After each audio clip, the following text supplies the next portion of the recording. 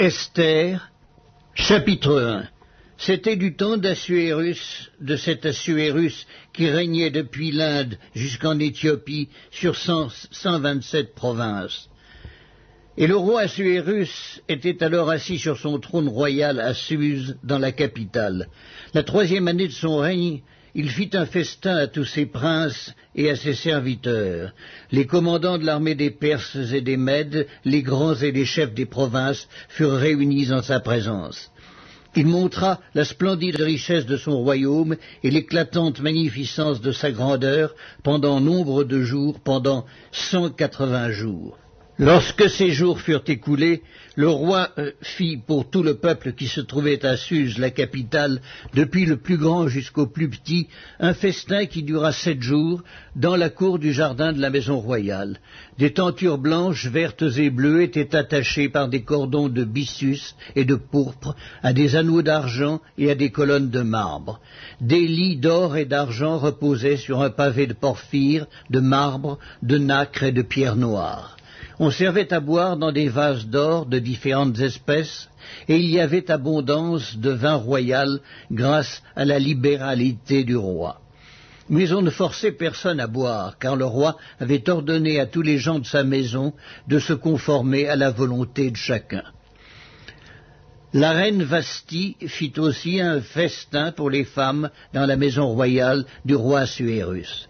Le 7e jour, comme le cœur du roi était réjoui par le vin, il ordonna à Méhuman, Bista, Arbona, Bicta, Abagta, Zéta et Carcasse, les 7 eunuques qui servaient devant le roi Assuérus, d'amener en sa présence la reine Vasthi avec la couronne royale pour montrer sa beauté aux peuples et aux grands, car elle était belle de figure. Mais la reine Vasthi refusa de venir quand elle reçut par les eunuques l'ordre du roi, et le roi fut très irrité, il fut enflammé de colère. Alors le roi s'adressa aux sages qui avaient la connaissance des temps, car ainsi se traitaient les affaires du roi devant tous ceux qui connaissaient les lois et le droit.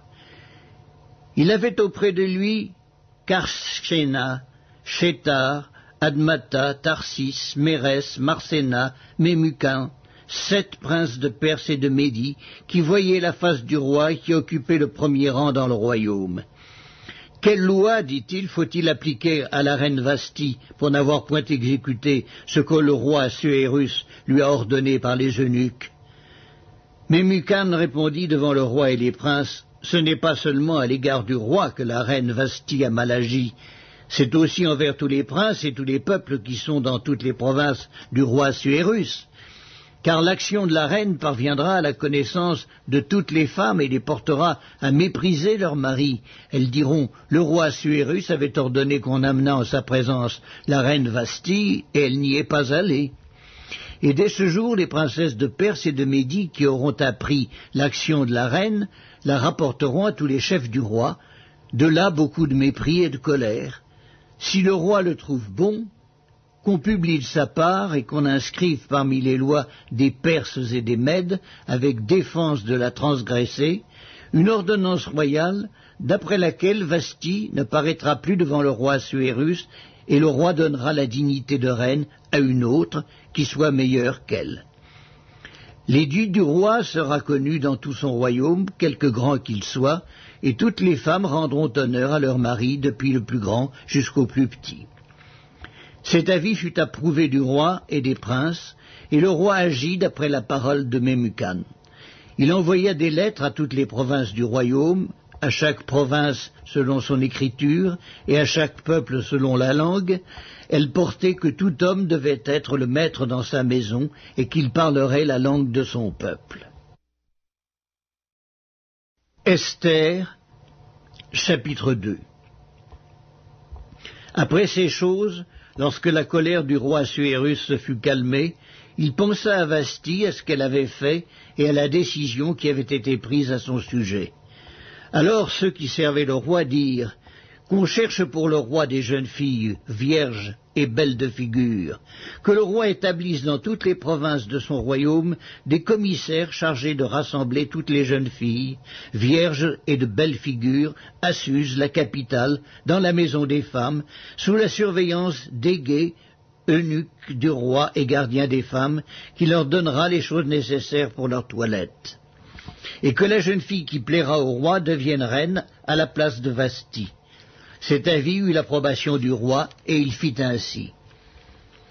Il y avait dans Suse, la capitale, un juif nommé Mardochée, fils de Jaïr, fils de Chiméi, fils de Kis, homme de Benjamin, qui avait été emmené de Jérusalem parmi les captifs déportés avec Jéconia, roi de Juda, par Nebuchadnezzar, roi de Babylone. Il élevait Hadassa, qui est Esther, fille de son oncle, car elle n'avait ni père ni mère. La jeune fille était belle de taille et belle de figure. À la mort de son père et de sa mère, Mardochée l'avait adoptée pour fille. Lorsqu'on eut publié l'ordre du roi et son édit, et qu'un grand nombre de jeunes filles furent rassemblées à Suse, la capitale, sous la surveillance d'Égaï, Esther fut aussi prise et conduite dans la maison du roi, sous la surveillance d'Égaï, gardien des femmes. La jeune fille lui plut et trouva grâce devant lui. Il s'empressa de lui fournir les choses nécessaires pour sa toilette et pour sa subsistance, lui donna 7 jeunes filles, choisies dans la maison du roi, et la plaça avec ces 7 jeunes filles dans le meilleur appartement de la maison des femmes. Esther ne fit connaître ni son peuple ni sa naissance, car Mardochée lui avait défendu d'en parler. Et chaque jour, Mardochée allait et venait devant la cour de la maison des femmes pour savoir comment se portait Esther et comment on la traitait. Chaque jeune fille allait à son tour vers le roi Assuérus, après avoir employé 12 mois à s'acquitter de ce qui était prescrit aux femmes. Pendant ce temps, elles prenaient soin de leur toilette, 6 mois avec de l'huile de myrrhe et 6 mois avec des aromates et des parfums en usage parmi les femmes. C'est ainsi que chaque jeune fille allait vers le roi, et quand elle passait de la maison des femmes dans la maison du roi, on lui laissait prendre avec elle tout ce qu'elle voulait. Elle y allait le soir, et le lendemain matin, elle passait dans la seconde maison des femmes, sous la surveillance de Chash-Gaz, eunuque du roi et gardien des concubines. Elle ne retournait plus vers le roi, à moins que le roi n'en eût le désir et qu'elle ne fût appelée par son nom. Lorsque son tour d'aller vers le roi fut arrivé, Esther, fille d'Abicaïl, oncle de Mardochée, qui l'avait adoptée pour fille, ne demanda que ce qui fut désigné par Égaï, eunuque du roi et gardien des femmes. Esther trouvait grâce aux yeux de tous ceux qui la voyaient. Esther fut conduite auprès du roi Assuérus dans sa maison royale le 10e mois, qui est le mois de Tébet, la 7e année de son règne. Le roi aima Esther plus que toutes les autres femmes, et elle obtint grâce et faveur devant lui plus que toutes les autres jeunes filles. Il mit la couronne royale sur sa tête et la fit reine à la place de Vasthi. Le roi donna un grand festin à tous ses princes et ses serviteurs, un festin en l'honneur d'Esther. Il accorda du repos aux provinces et fit des présents avec une libéralité royale. La seconde fois qu'on assembla les jeunes filles, Mardochée était assis à la porte du roi. Esther n'avait fait connaître ni sa naissance, ni son peuple, car Mardochée le lui avait défendu, et elle suivait les ordres de Mardochée aussi fidèlement qu'à l'époque où elle était sous sa tutelle.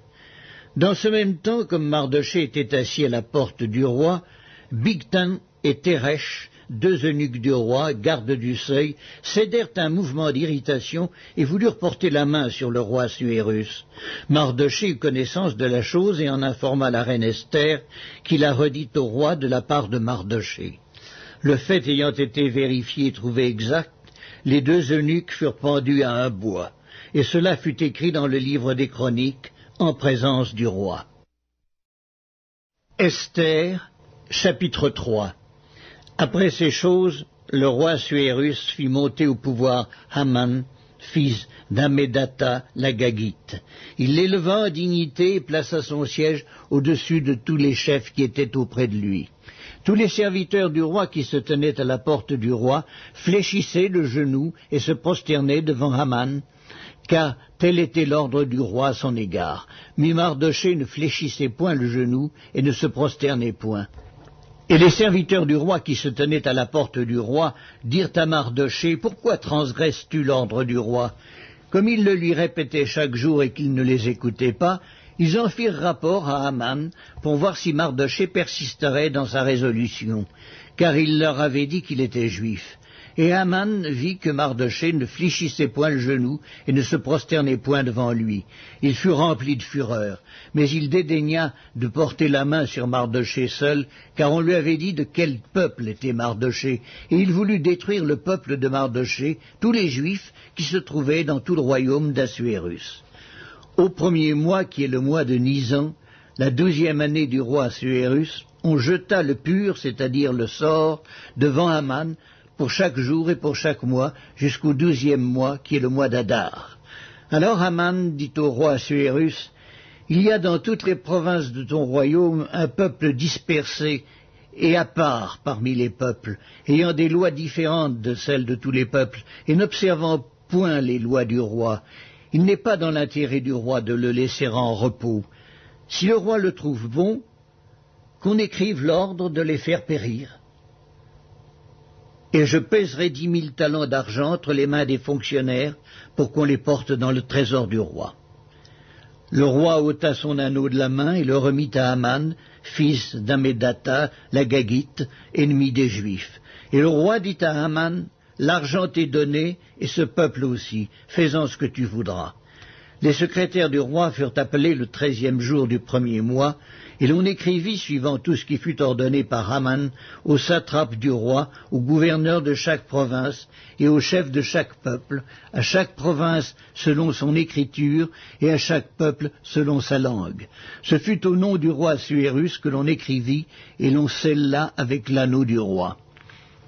Les lettres furent envoyées par les courriers dans toutes les provinces du roi, pour qu'on détruisît, qu'on tuât et qu'on fît périr tous les Juifs, jeunes et vieux, petits enfants et femmes, en un seul jour, le 13e du 12e mois, qui est le mois d'Adar, et pour que leurs biens fussent livrés au pillage.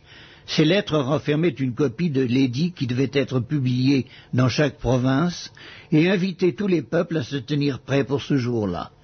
Les courriers partirent en toute hâte d'après l'ordre du roi. L'édit fut aussi publié dans Suse, la capitale, et tandis que le roi et Haman étaient à boire, la ville de Suse était dans la consternation. Esther, chapitre 4. Mardochée, ayant appris tout ce qui se passait, déchira ses vêtements, s'enveloppa d'un sac et se couvrit de cendres. Puis il alla au milieu de la ville en poussant avec force des cris amers, et se rendit jusqu'à la porte du roi, dont l'entrée était interdite à toute personne revêtue d'un sac. Dans chaque province, partout où arrivait l'ordre du roi et son édit, il y eut une grande désolation parmi les Juifs. Ils jeûnaient, pleuraient, se lamentaient, et beaucoup se couchaient sur le sac et la cendre. Les servantes d'Esther et ses eunuques vinrent lui annoncer cela, et la reine fut très effrayée. Elle envoya des vêtements à Mardochée pour le couvrir et lui faire ôter son sac, mais il ne les accepta pas. Alors Esther appela Hattak, l'un des eunuques que le roi avait placé auprès d'elle, et elle le chargea d'aller demander à Mardochée ce que c'était et d'où cela venait. Hattak se rendit vers Mardochée sur la place de la ville, devant la porte du roi. Et Mardochée lui raconta tout ce qui lui était arrivé, et lui indiqua la somme d'argent qu'Haman avait promis de livrer au trésor du roi en retour du massacre des Juifs. Il lui donna aussi une copie de l'édit publié dans Suse en vue de leur destruction, afin qu'il le montrât à Esther et lui fit tout connaître. Et il ordonna qu'Esther se rendît chez le roi pour lui demander grâce et l'implorer en faveur de son peuple. Hattak vint rapporter à Esther les paroles de Mardochée. Esther chargea Hattak d'aller dire à Mardochée: « Tous les serviteurs du roi et le peuple des provinces du roi savent qu'il existe une loi portant peine de mort contre quiconque, homme ou femme, entre chez le roi dans la cour intérieure sans avoir été appelé. Celui-là seul a la vie sauve à qui le roi tend le sceptre d'or. Et moi, je n'ai point été appelé auprès du roi depuis 30 jours. Lorsque les paroles d'Esther eurent été rapportées à Mardochée, Mardochée fit répondre à Esther, « Ne t'imagine pas que tu échapperas seul d'entre tous les Juifs, parce que tu es dans la maison du roi, car si tu te tais maintenant, le secours et la délivrance surgiront d'autre part pour les Juifs, et toi et la maison de ton père vous périrez. Et qui sait si ce n'est pas pour un temps comme celui-ci que tu es parvenu à la royauté. » Esther envoya dire à Mardochée, « Va, rassemble tous les Juifs qui se trouvent à Suse, et jeûnez pour moi, sans manger ni boire pendant 3 jours, ni la nuit ni le jour. Moi aussi je jeûnerai, de même, avec mes servantes, puis j'entrerai chez le roi, malgré la loi, et si je dois périr, je périrai. » Mardochée s'en alla, et fit tout ce qu'Esther lui avait ordonné. Esther, chapitre 5. Le 3e jour, Esther mit ses vêtements royaux et se présenta dans la cour intérieure de la maison du roi, devant la maison du roi. Le roi était assis sur son trône royal dans la maison royale, en face de l'entrée de la maison. Lorsque le roi vit la reine Esther debout dans la cour, elle trouva grâce à ses yeux, et le roi tendit à Esther le sceptre d'or qu'il tenait à la main. Esther s'approcha et toucha le bout du sceptre. Le roi lui dit, « Qu'as-tu, reine Esther, et que demandes-tu? Quand ce serait la moitié du royaume, elle te serait donnée. » Esther répondit, « Si le roi le trouve bon, que le roi vienne aujourd'hui avec Aman au festin que je lui ai préparé. » Et le roi dit, « Allez tout de suite chercher Aman comme le désire Esther. » Le roi se rendit avec Aman au festin qu'avait préparé Esther. Et pendant qu'on buvait le vin, le roi dit à Esther, « Quelle est ta demande ? Elle te sera accordée. Que désires-tu? Quand ce serait la moitié du royaume, tu l'obtiendras. » Esther répondit, « Voici ce que je demande et ce que je désire. Si j'ai trouvé grâce aux yeux du roi, et s'il plaît au roi d'accorder ma demande et de satisfaire mon désir, que le roi vienne avec Aman au festin que je leur préparerai, et demain je donnerai réponse au roi selon son ordre. » Aman sortit ce jour-là, joyeux et le cœur content. Mais lorsqu'il vit à la porte du roi Mardochée, qui ne se levait ni ne se remuait devant lui, il fut rempli de colère contre Mardochée. Il sut néanmoins se contenir et il alla chez lui. Puis il envoya chercher ses amis et Zeresh, sa femme. Aman leur parla de la magnificence de ses richesses, du nombre de ses fils, de tout ce qu'avait fait le roi pour l'élever en dignité, et du rang qu'il lui avait donné au-dessus des chefs et des serviteurs du roi. Et il ajouta, « Je suis même le seul que la reine Esther ait admis avec le roi au festin qu'elle a fait, et je suis encore invité pour demain chez elle avec le roi.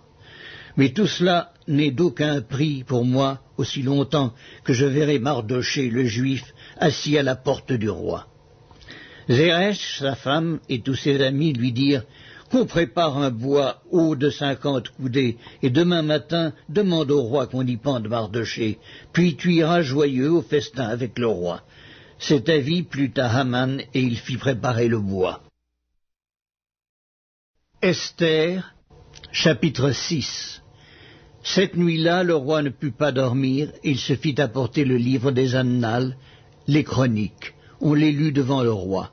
Et l'on trouva écrit ce que Mardochée avait révélé au sujet de Bigtan et Teresh, les 2 eunuques du roi, gardes du seuil, qui avaient voulu porter la main sur le roi Assuérus. Le roi dit, « Quelle marque de distinction et d'honneur Mardochée a-t-il reçu pour cela ?» « Il n'a rien reçu, répondirent ceux qui servaient le roi. Alors le roi dit, « Qui est dans la cour ?» Haman était venu dans la cour extérieure de la maison du roi pour demander au roi de faire pendre Mardochée au bois qu'il avait préparé pour lui. Les serviteurs du roi lui répondirent, « C'est Haman qui se tient dans la cour. » Et le roi dit, « Qu'il entre. » Haman entra et le roi lui dit, « Que faut-il faire pour un homme que le roi veut honorer ?» Haman se dit en lui-même, « Quel autre que moi le roi voudrait-il honorer ?» Et Haman répondit au roi, « Pour un homme que le roi veut honorer, il faut prendre le vêtement royal dont le roi se couvre, et le cheval que le roi monte, et sur la tête duquel se pose une couronne royale. Remettre le vêtement et le cheval à l'un des principaux chefs du roi, puis revêtir l'homme que le roi veut honorer, le promener à cheval à travers la place de la ville, et crier devant lui, « C'est ainsi que l'on fait à l'homme que le roi veut honorer. » Le roi dit à Haman, « Prends tout de suite le vêtement et le cheval, comme tu l'as dit, et fais ainsi pour Mardochée, le juif, qui est assis à la porte du roi. Ne néglige rien de tout ce que tu as mentionné. » Et Haman prit le vêtement et le cheval, et revêtit Mardochée. Il le promena à cheval à travers la place de la ville, et il cria devant lui, « C'est ainsi que l'on fait à l'homme que le roi veut honorer. » Mardochée retourna à la porte du roi, et Haman se rendit en hâte chez lui, désolé et la tête voilée. Haman raconta à Zeresh sa femme et à tous ses amis ce qui lui était arrivé. Et ses sages et Zeresh sa femme lui dirent, « Si Mardochée, devant lequel tu as commencé de tomber, est de la race des Juifs, tu ne pourras rien contre lui, mais tu tomberas devant lui. » Comme il lui parlait encore, les eunuques du roi arrivèrent et conduisirent aussitôt Haman au festin qu'Esther avait préparé. Esther, chapitre 7. Le roi et Haman allèrent au festin chez la reine Esther. Ce second jour, le roi dit encore à Esther, pendant qu'on buvait le vin, « Quelle est ta demande, reine Esther? Quand ce serait la moitié du royaume, tu l'obtiendras. » La reine Esther répondit, « Si j'ai trouvé grâce à tes yeux, ô roi, et si le roi le trouve bon, accorde-moi la vie. Voilà ma demande, et sauve mon peuple. Voilà mon désir. Car nous sommes vendus, moi et mon peuple, pour être détruits, égorgés, anéantis. Encore si nous étions vendus pour devenir esclaves et servantes, je me tairais, mais l'ennemi ne saurait compenser le dommage fait au roi. » Le roi Assuérus prit la parole et dit à la reine Esther, « Qui est-il et où est-il celui qui se propose d'agir ainsi ?» Esther répondit, « L'oppresseur, l'ennemi, c'est Haman, ce méchant-là. » Haman fut saisi de terreur en présence du roi et de la reine. Et le roi, dans sa colère, se leva et quitta le festin pour aller dans le jardin du palais.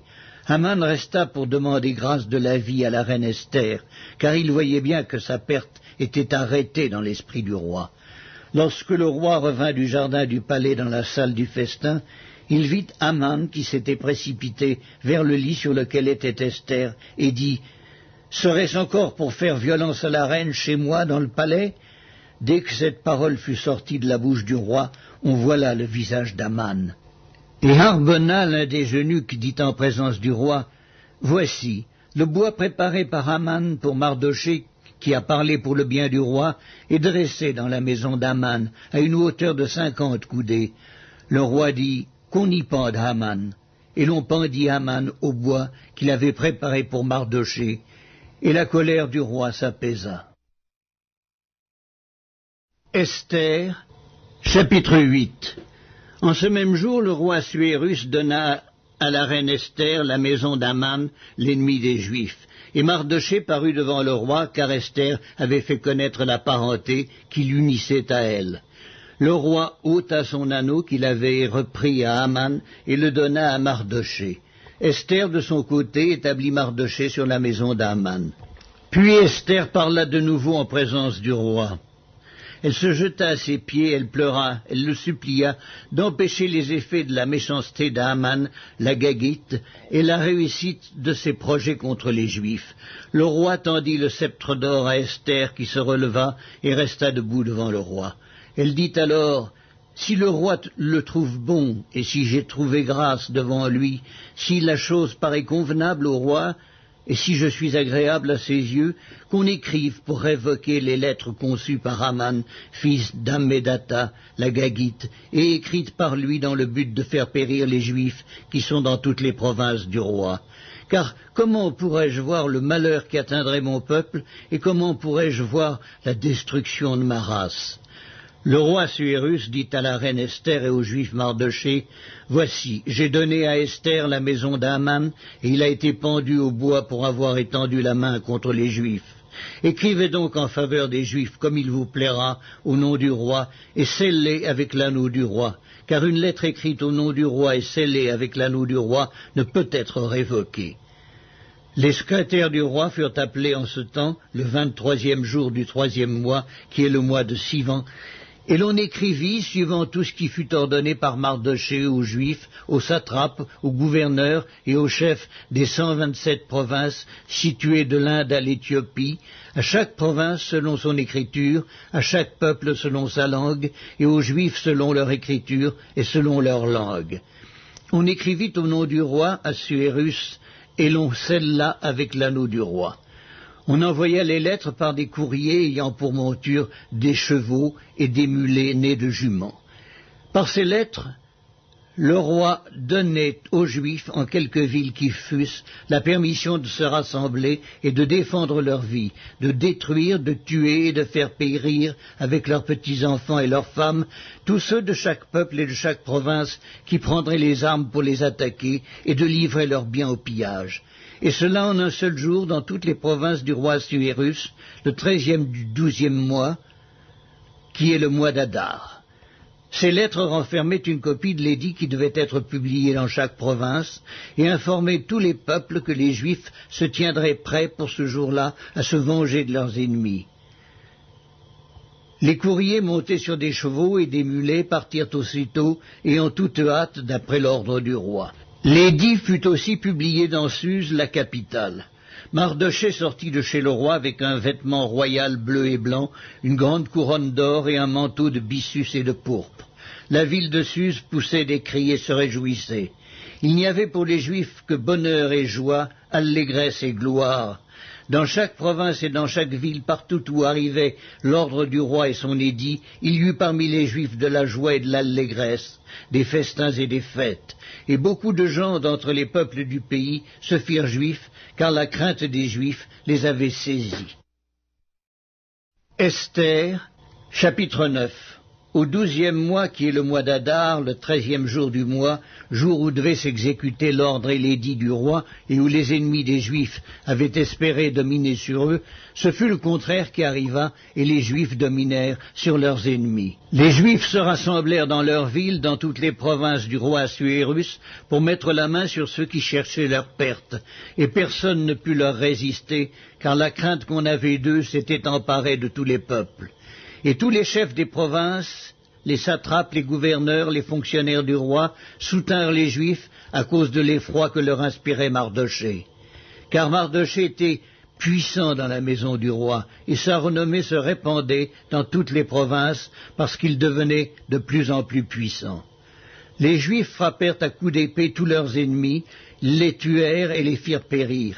Ils traitèrent comme il leur plut ceux qui leur étaient hostiles. Dans Suse, la capitale, les Juifs tuèrent et firent périr 500 hommes, et ils égorgèrent par Chamdata, Dalphon, Aspata, Porata, Adalia, Aridata, par Machta, Arisaï, Aridaï et Vaïzata, les 10 fils d'Aman, fils d'Amédata, l'ennemi des Juifs, mais ils ne mirent pas la main au pillage.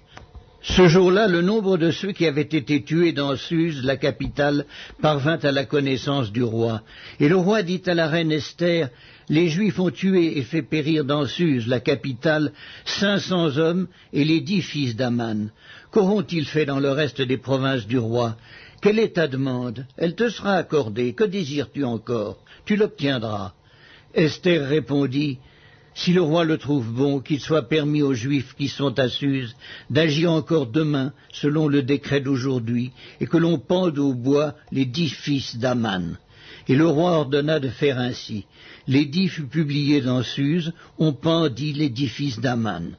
Et les Juifs qui se trouvaient à Suse se rassemblèrent de nouveau le 14e jour du mois d'Adar, et tuèrent dans Suse 300 hommes, mais ils ne mirent pas la main au pillage. Les autres Juifs qui étaient dans les provinces du roi se rassemblèrent et défendirent leur vie. Ils se procurèrent du repos en se délivrant de leurs ennemis, et ils tuèrent 75 000 de ceux qui leur étaient hostiles, mais ils ne mirent pas la main au pillage. Ces choses-là arrivèrent le 13e jour du mois d'Adar. Les Juifs se reposèrent le 14e, et ils en firent un jour de festin et de joie. Ceux qui se trouvaient à Suse, s'étant rassemblés le 13e jour et le 14e jour, se reposèrent le 15e, et ils en firent un jour de festin et de joie. C'est pourquoi les Juifs de la campagne qui habitent des villes sans murailles font du 14e jour du mois d'Adar un jour de joie, de festin et de fête, où l'on s'envoie des portions les uns aux autres. Mardochée écrivit ces choses, et il envoya des lettres à tous les Juifs qui étaient dans toutes les provinces du roi Assuérus, au près et au loin.